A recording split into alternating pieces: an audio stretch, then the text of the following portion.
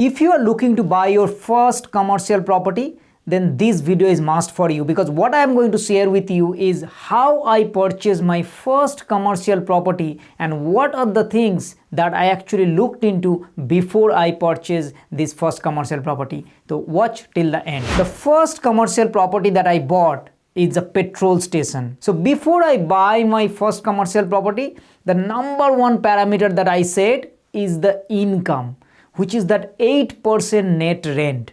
So what do you mean net rent? It means after all these expenses, it is going to be 8%. For every single dollar that I am going to spend or I am going to put, I should get back 8 cents. And that is how 8% net return is. Now that is a quite steep, but I was determined to get a 8% net return. That means 100. Just to give you another example is that if the $1 million is the purchase price, that means I was expecting 80,000 net return from that commercial property. So that was my first goal. What I end up getting is around 7.6% return. So my point is, sometimes when you set a goal of higher, you then look around in that angle and find out that you will be getting something. It might be very close, it might shoot up as well. Sometimes you will find a deal which is even 8.5% net return as well in commercial sector. So that was my first parameter, 8% net return, which I ended up getting 7.6%. The second parameter that I actually put together is long-term lease. I did not want to buy like a 1-year lease left or 2 years lease left, any kind of properties. I was looking for a commercial property where I would have minimum of 10 years lease.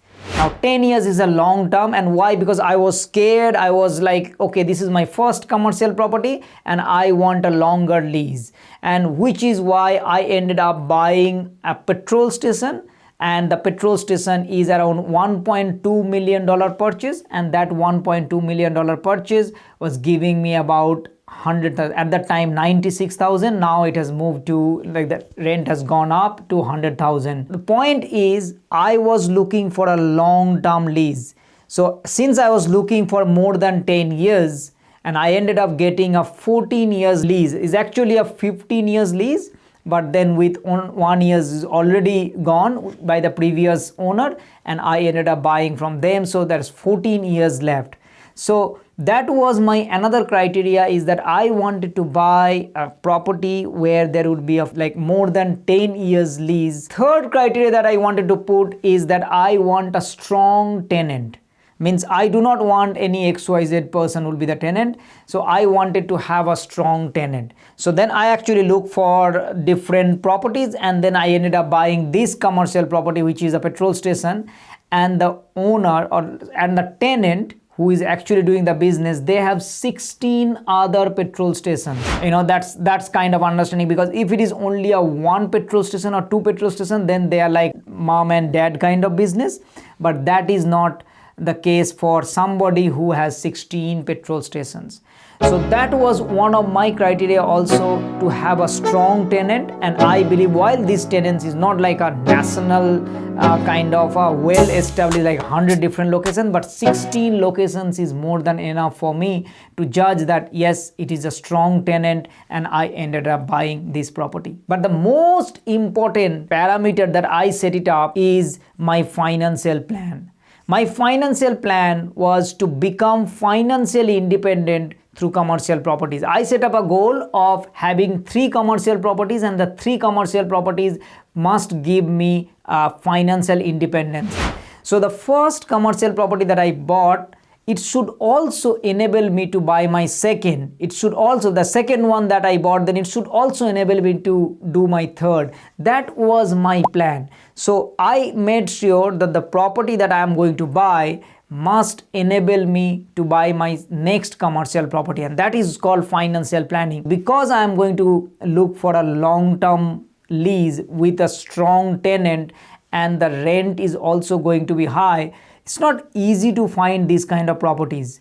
And that is how you need to spend time and effort and make sure that you look for different deals before you end up buying. It's not like just go to that internet website and then tomorrow you decide, oh, this is a nice property, and then just buy it.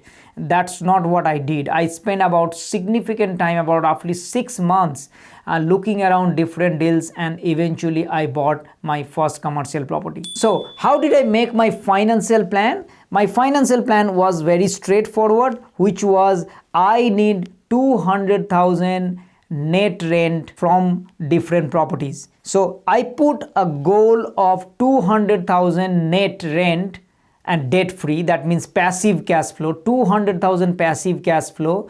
And then what I actually made it is, instead of 200,000 debt free, I ended up doing like 350,000 net rent and 50% LVR, assuming that I will be ended up having. So that way I can still keep 200,000 passive cash flow. That was my goal. So did I end up getting this whole goal within the just one property? No.